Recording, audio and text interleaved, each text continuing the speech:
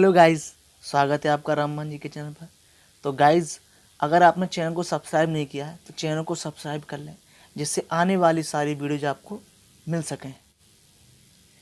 तो दोस्तों, जैसा कि आपको पता है, हमने पिछली वीडियो में तुगलक वंश को पढ़ा था कि तुगलक वंश का संस्थापक कौन था, और हमने मोहम्मद बिन तुगलक के बारे में भी पढ़ा। तो आज हम मोहम्मद तुगलक के बाद नेक्स्ट जो सुल्तान बनता है वो फिरोज शाह तुगलक बनता है। तो आज हम फिरोज शाह तुगलक से स्टार्ट करते हैं। दोस्तों, फिरोज शाह तुगलक 1351 से 1388 ईस्वी तक रहा था। 1351 ईस्वी में फिरोज शाह तुगलक शासक बना और उसने उड़ीसा के जगन्नाथ मंदिर को ध्वस्त करवा दिया था। दोस्तों, 1351 ईस्वी में मोहम्मद बिन तुगलक की मृत्यु हुई थी।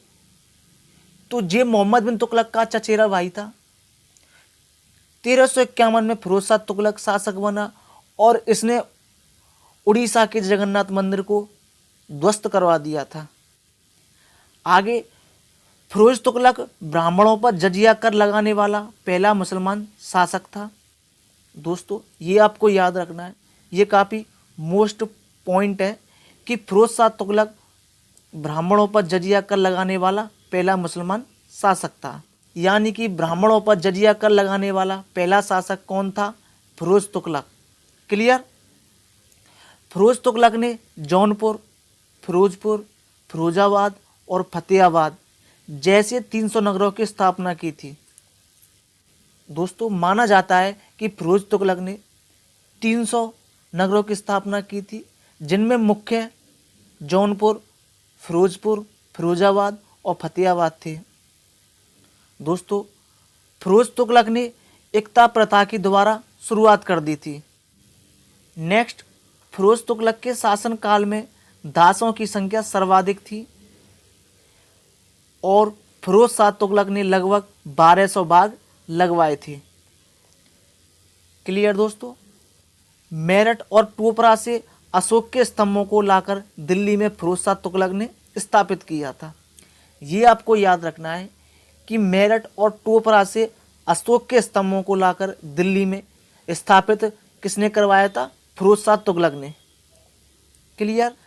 आगे चलते हुए फिरोज तुगलक ने अपने शासनकाल में 24 कष्टदायक करों को समाप्त कर केवल 4 कर वसूलने का आदेश दिया था।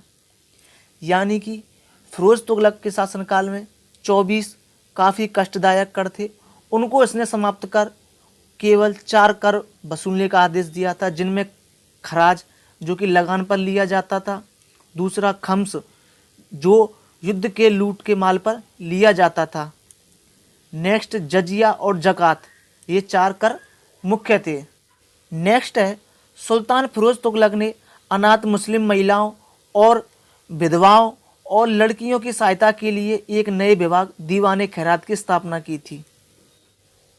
दोस्तों, फिरोज तुगलक ने अनाथ मुस्लिम महिलाओं और विधवाओं के लिए और लड़कियों की सहायता के लिए एक नए विभाग दीवाने खैरात की स्थापना की थी। नेक्स्ट, इसने सैन्य पदों को वंशानुगत बना दिया और सैनिकों को वेतन के रूप में भूमि प्रदान की, जिससे उसके शासनकाल में सेना में भ्रष्टाचार फैल चुका था। दोस्तों, हुआ क्या था, इसने जो सेना में जो सैन्य पद थे उसको वंशानुगत बना दिया और सैनिकों को वेतन के रूप में भूमि प्रदान की, जिससे सेना में भ्रष्टाचार फैल गया। इसने जियाउद्दीन बर्नी और शमशेर सिराज अफीक को अपना संरक्षण प्रदान किया था। दोस्तों, बर्नी ने तारीख़ फिरोजशाही और फतवा ए जहांदारी नामक प्रसिद्ध पुस्तक लिखी थी। ये आपको याद रखना है कि तारीख़ फिरोजशाही और फतवा ए जहांदारी नामक प्रसिद्ध पुस्तक किसने लिखी थी? बर्नी ने। नेक्स्ट है, इसने चांदी एवं तांबे के मिश्रण से निर्मित सिक्के भारी संख्या में जारी करवाए, जिसे अद्दा और बिक कहा जाता था। दोस्तों, इसने चांदी और तांबे के मिश्रण से निर्मित सिक्के भारी संख्या में जारी करवाए थे, जिन्हें अद्दा में जीतल का जो होता था वो 50% होता था और विक में जीतल 25% होता था। क्लियर। आगे है, आकाशीय बिजली से ध्वस्त हुई कुतुब मीनार की 5वीं मंजिल का पुनर्निर्माण कराया। यानी कि कुतुब मीनार की जो 5वीं मंजिल का निर्माण है वो किसने कराया था? फिरोज शाह तुगलक ने, जो आकाशीय बिजली से ध्वस्त हुई थी। नेक्स्ट, सुल्तान फिरोज तुगलक ने दिल्ली में कोटला फिरोज शाह दुर्ग का निर्माण कराया था। यानी कि कोटला फिरोज शाह दुर्ग का निर्माण दिल्ली में किसने कराया था? फिरोज तुगलक ने। नेक्स्ट, फिरोज तुगलक ने 5 बड़ी नहरों का निर्माण कराया। इसने अपनी फारसी भाषा में आत्मकथा फुतूहात-ए फिरोजशाही की रचना की थी। ये आपको याद रखना है कि इसने अपनी आत्मकथा जो कि फारसी भाषा में थी उसका नाम था फतूहात-ए फिरोजशाही लिखी थी। फिरोज शाह तुगलक की मृत्यु के बाद तुगलक वंश लगभग समाप्त हो गया था। यानी कि फिरोज शाह तुगलक की मृत्यु के बाद तुगलक वंश लगभग समाप्त हो गया था, क्योंकि उसके बाद के जो शासक आए थे वो अयोग्य थे। क्लियर दोस्तों।